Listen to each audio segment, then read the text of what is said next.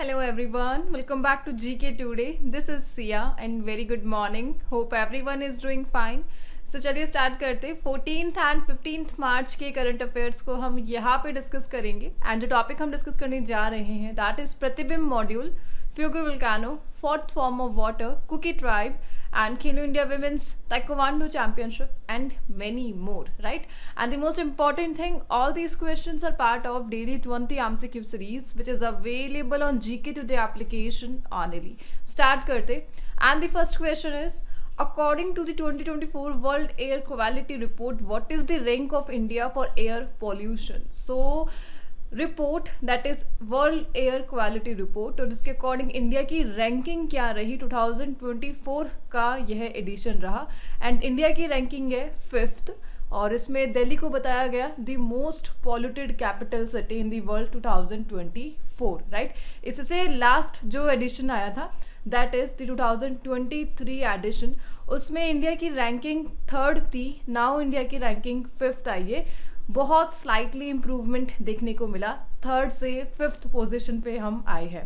So basically as per this report जो concentration बताया गया PM 2.5 पार्टिकल्स का एयर में वो 91.8 माइक्रोग्राम पर मीटर क्यूब है और India 5th most polluted country है और एवरेज वैल्यू अगर डिस्कस करें ओवरऑल इंडिया में, सो जो एयर क्वालिटी इंडेक्स है उसमें जो पार्टिकल्स है PM 2.5 पार्टिकल्स एवरेज हर एक सिटी में 50.6 माइक्रोग्राम पर मीटर क्यूब कंसंट्रेशन रिकॉर्ड किया गया इस रिपोर्ट के अकॉर्डिंग। सो इस रिपोर्ट के according 10 time above WHO guideline, यानी WHO गाइडलाइन है कि जो PM 2.5 पार्टिकल है इनका कंसंट्रेशन इतना होना चाहिए, लेकिन उससे 10 टाइम ज़्यादा इंडिया में है और इस प्रकार जो टॉप 20 मोस्ट पॉल्यूटेड सिटीज़ है इंडिया में उसमें से 13 तो ओनली इंडिया में ही आती है, जिसमें जो बर्नीहाट है बेसिकली असम एंड मेघालय के बॉर्डर को कहा जाता है द बर्नीहाट।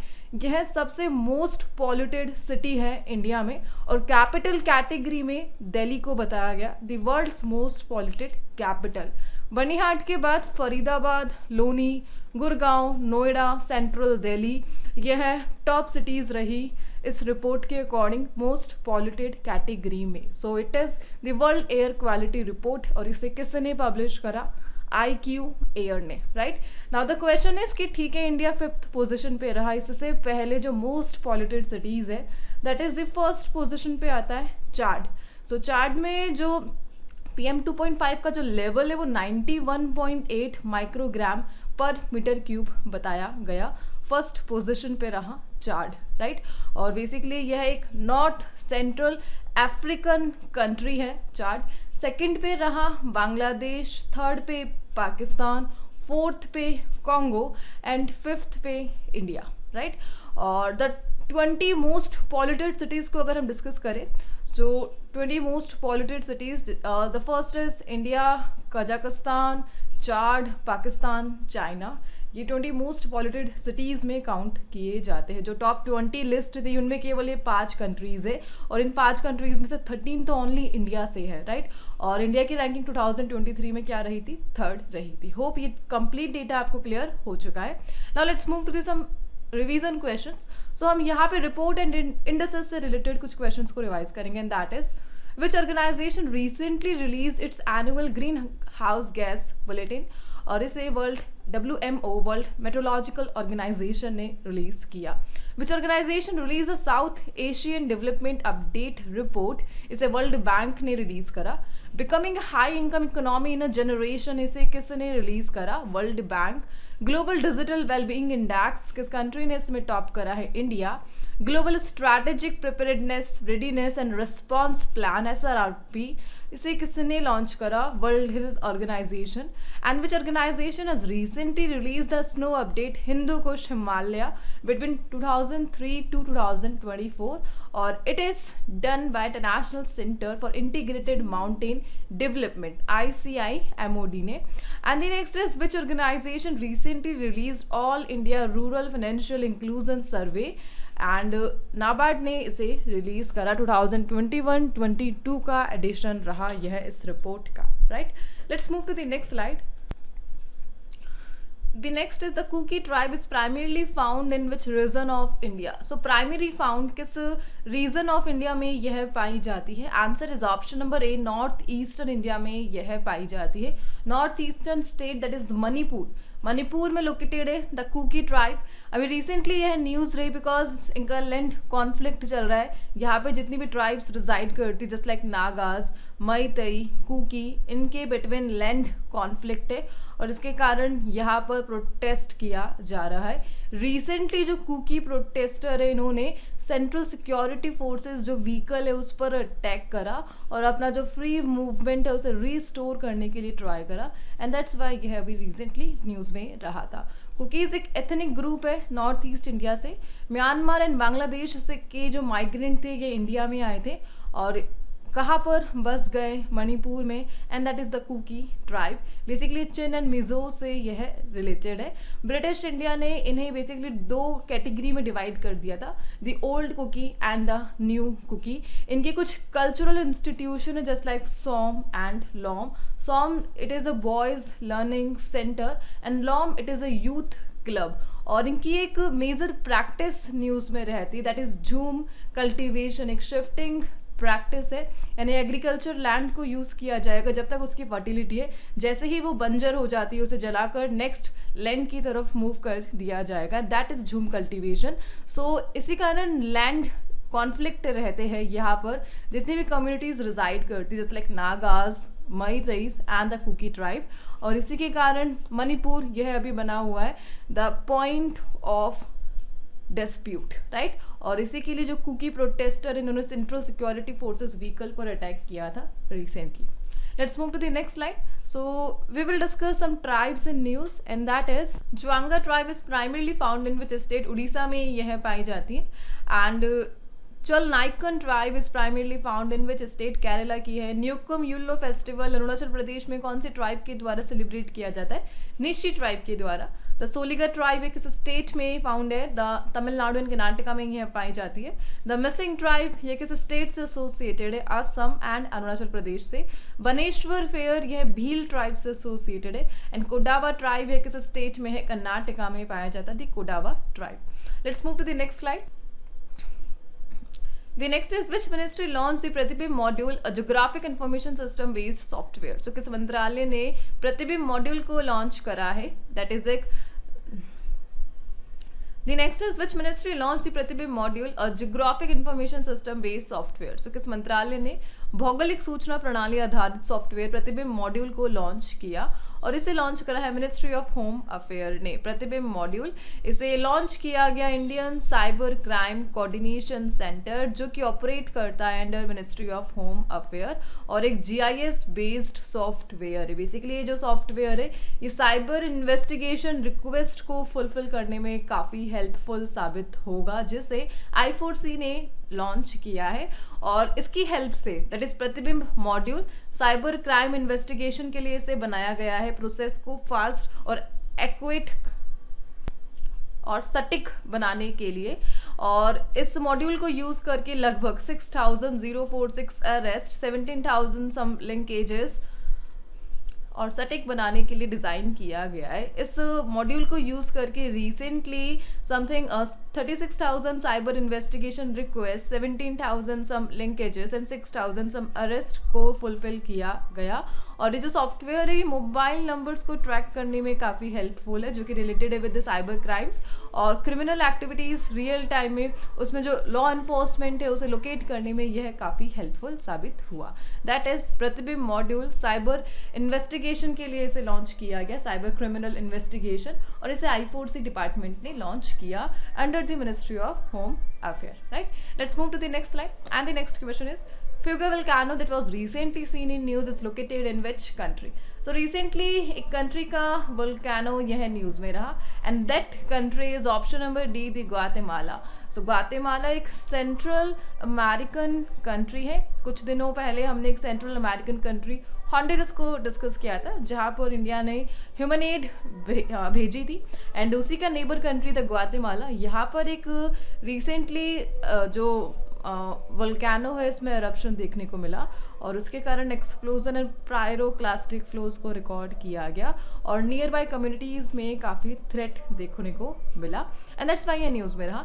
कहाँ पर यह लोकेटेड है फ्यूगो वोल्केनो? ग्वातेमाला में, एंटीगुआ के नियर बाय, और one of the 3 major stratovolcanoes में से यह एक है ग्वातेमाला में। सो बेसिकली ग्वातेमाला में मेनली 3 स्ट्रेटो वोल्केनोज है, उन्हीं में से एक है द फ्यूगो वोल्केनो और पैसिफिक रिंग ऑफ फायर का यह पार्ट है।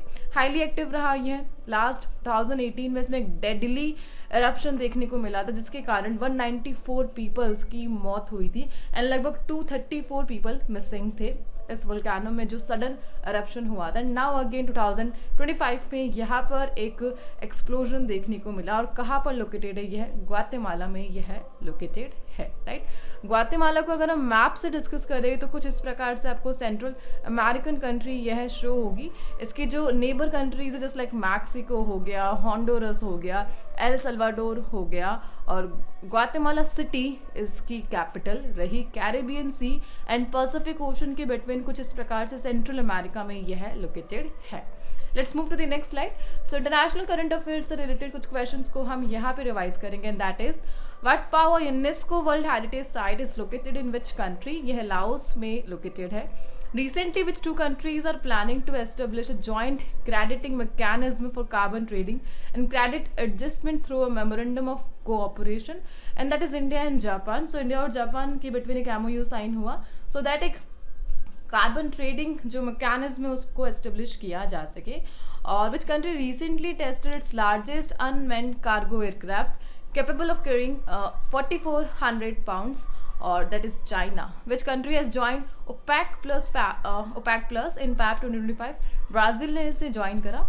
जिमसैट-2 किस टाइप की सैटेलाइट है जिसे जिम्बाब्वे ने लॉन्च करा है? एक लो अर्थ ऑब्जर्वेशन सैटेलाइट है। The next is the Three Gorges Dam recently mentioned in the news is located on which river in China? और यह यांगजी रिवर पर लोकेटेड है। The next is Zotham Napat has been elected as PM of which country in Feb and Vanuatu के यह PM बने।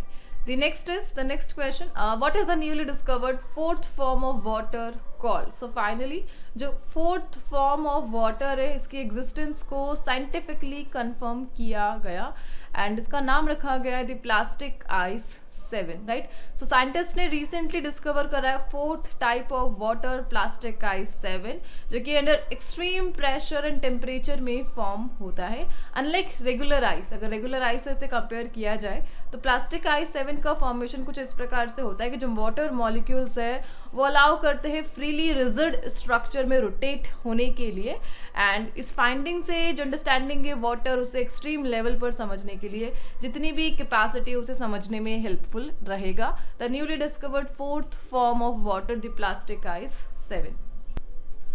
First of all इसके लिए जो प्रेडिक्शन था वो 2008 में बताया गया था एंड जो एक्सपेरिमेंट्स थे वो कहाँ पे चल रहे थे? फ्रांस में चल रहे थे। नाउ 2025 में इसके एग्जिस्टेंस को कंप्लीटली कंफर्म किया गया और इस डिस्कवरी से जो साइंटिस्ट है इन्हें प्लानिटरी जो इन्वायरमेंट है उन्हें समझने में हेल्पफुल मिलेगी। Just like Jupiter's and Saturn's के जो मून हो गए वहाँ का जो इन्वायरमेंट है उसे समझने में प्लास्टिक आइस 7 काफ़ी हेल्प करेगा साइंटिस्ट की, राइट।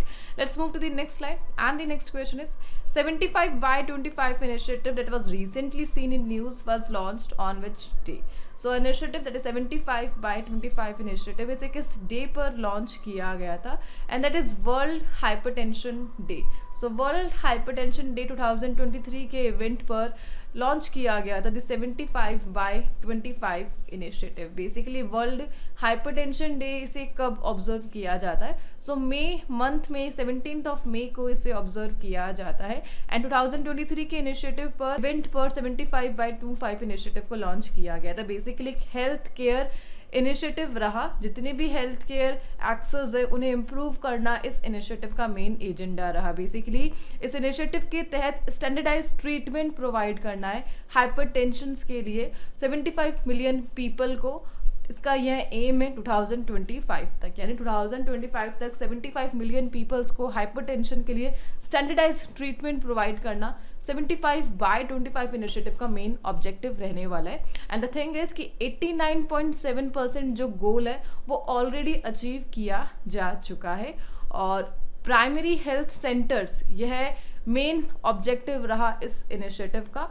और बेसिकली 42.01 मिलियन जो हाइपरटेंशन के पेशेंट्स हैं उन्हें केयर प्रोवाइड किया जा रहा है। 25.27 मिलियन डायबिटीज़ के पेशेंट्स को केयर प्रोवाइड किया गया through the 75/25 initiative. And NP-NCD strategies को इसके थ्रू लाया गया। NP-NCD strategy that is national programme for prevention and control of non communicable disease. So overall world hypertension day के दौरान इस इनिशिएटिव को इनिशिएट किया गया, तो that is 75/25 initiative, right.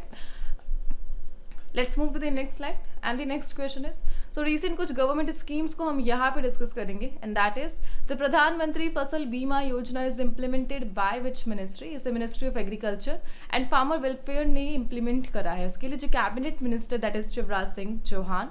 Which sector is the primary focus of the Pradhan Mantri Shram Yogi Mandhan Yojana, and that is unorganized sector workers. What is the primary objective of NPS Vatsalya scheme recently launched by Finance Ministry of India? And इसका जो primary objective रहा to help parents and guardians plan for their children's future financial needs. The next is recently which a state government launched the मुख्यमंत्री युवा उद्यमी विकास अभियान scheme. इसे उत्तर प्रदेश ने launch करा। What is the primary objective of Global One Stop Center established by Ministry of External Affairs? और इसका main objective क्या रहा? जो वुमेन्स है वल्नरेबल सिचुएशन में उन्हें कंप्रहेंसिव असिस्टेंस प्रोवाइड करना, यह इसका मेन ऑब्जेक्टिव है। Which government department has initiated national अनुभव अवार्ड्स स्कीम, और इसे department of pension and pensioners welfare ने इनिशिएट करा है। What is the primary objective of Gramin Credit Score Scheme announced in Union Budget 2025? और इसका main objective क्या रहा? प्रमोट करना है financial inclusion for SHG women entrepreneurs, right?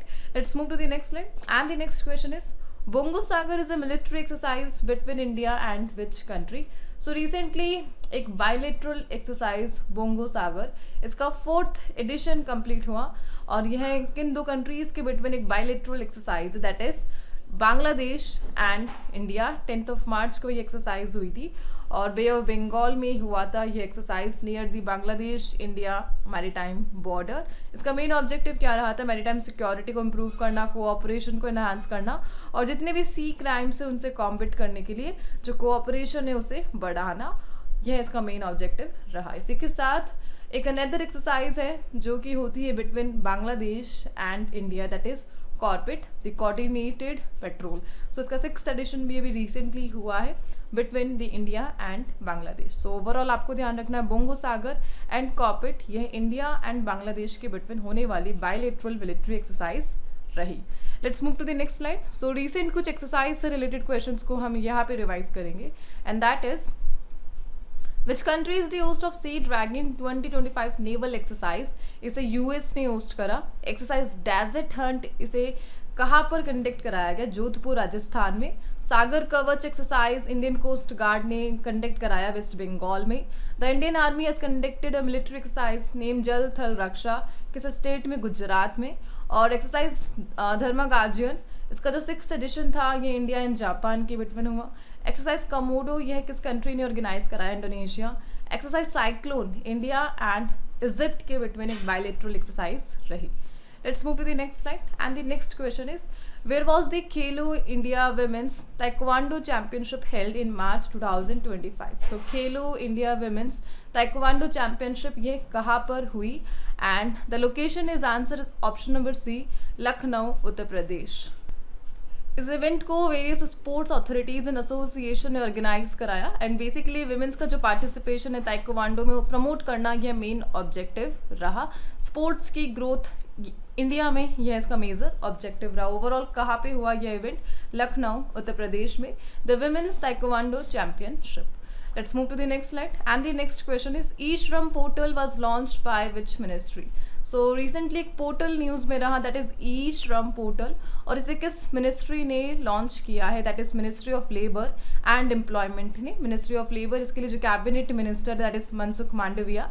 Basically इस पोर्टल को 26 अगस्त 2021 में लॉन्च किया गया था by the ministry of labour and employment so that एक नेशनल डेटाबेस को क्रिएट किया जा सके अनऑर्गेनाइज्ड वर्कर्स के लिए। सो किस सेक्टर में यह फोकस्ड है? अनऑर्गेनाइज्ड वर्कर्स के लिए, उनके आधार को लिंक करके जितने भी सिक्योरिटी बेनिफिट्स है यह प्रोवाइड करना इसका मेन ऑब्जेक्टिव रहने वाला है। सो रिसेंटली एक डेटा को पब्लिश किया गया इस पोर्टल के थ्रू। सो एज ऑफ 3 मार्च 2025 लगभग 30.68 CR वर्कर्स, जिसमें से 53.68% विमेन रही, उनका रजिस्ट्रेशन सक्सेसफुली ई श्रम पोर्टल में किया गया और उन्हें यूनिवर्सल अकाउंट नंबर दिए गए सो दैट जितनी भी सोशल सिक्योरिटी बेनिफिट्स हैं उनका डायरेक्ट लिंकेज किया जा सके इन लोगों से। सो 21 अक्टूबर 2024 में इसी स्कीम में वन स्टॉप सॉल्यूशन को इंट्रोड्यूस किया गया था, जिसमें लगभग 13 वेलफेयर स्कीम्स को मर्ज किया गया था। एंड जैन 2025 में जो भाषिनी ऐप है उसे इस पोर्टल से लिंक किया गया था सो दैट 22 इंडियन लैंग्वेजेस में जो कम्युनिकेशन है उसे सपोर्ट किया जा सके। Overall e Shram portal ministry of labour and employment ने लॉन्च किया।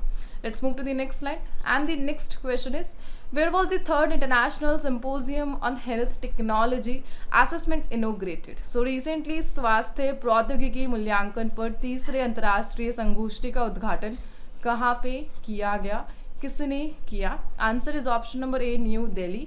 सो union health minister that is JP Nadda, इन्होंने इस इवेंट को इनोग्रेट करा, that is international symposium on health technology. इसका आकलन करने के लिए इसे लॉन्च किया गया था बेसिकली, और इस इवेंट को डिपार्टमेंट ऑफ हेल्थ रिसर्च ने ऑर्गेनाइज कराया with WHO India and centre for global development. Theme क्या रही थी इस इवेंट की? ब्रिजिंग एविडेंस टू पॉलिसी, यह इसकी थीम रही थी, सो दैट जो हेल्थ आकलन है उसे प्रमोट किया जा सके, अफोर्डेबल हेल्थ केयर प्रमोट करना इंडिया सेंटर्स में, राइट। सो इसी के साथ इस सेशन को यहाँ पे एंड करते एंड आज के जो क्विज के क्वेश्चंस है that is related with the sports current affair.